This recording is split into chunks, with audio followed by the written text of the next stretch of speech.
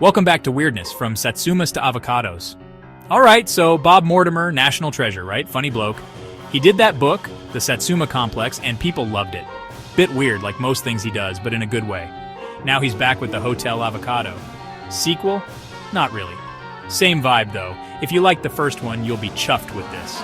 Mortimer's got this way of making the ordinary seem mental. You know, like that mate who tells a story about going to Tesco, and somehow it ends with a runaway goat and a tuba. That's what reading his books is like. Everyday stuff, but with added absurdity. And the man can tell a joke, dry as a bone. The Hotel Avocado follows Gary Thorne, our hapless hero from the Satsuma Complex. Gary's moved on, sort of. He's inherited a crumbling hotel in Brighton. You can guess how well that's going to go. It's like Faulty Towers, but with less shouting and more existential dread. Mortimer's not afraid to go dark, mind you. There's some proper pathos in there, mixed in with all the silliness.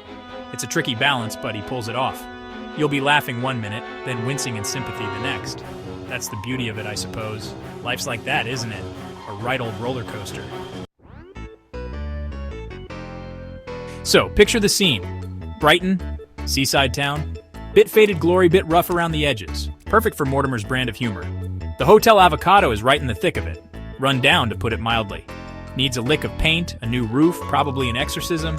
It's the kind of place where the carpets are sticky and the guests are even stickier. And the staff? Don't even get me started. There's Emily, the long-suffering manager who's seen it all. And then there's Mr. Sequence, the odd-job man who communicates entirely in cryptic clues and riddles. He's like a walking cryptic crossword. Oh, and I can't forget the squirrel.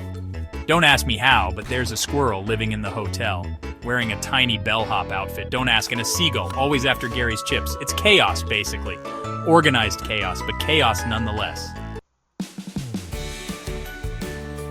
Now, the guests are a story unto themselves. You've got your usual suspects.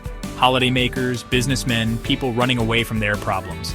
But then you've got the more unusual types, like the woman who believes she's a teapot, or the man who speaks only in Morse code. And then there's Brenda.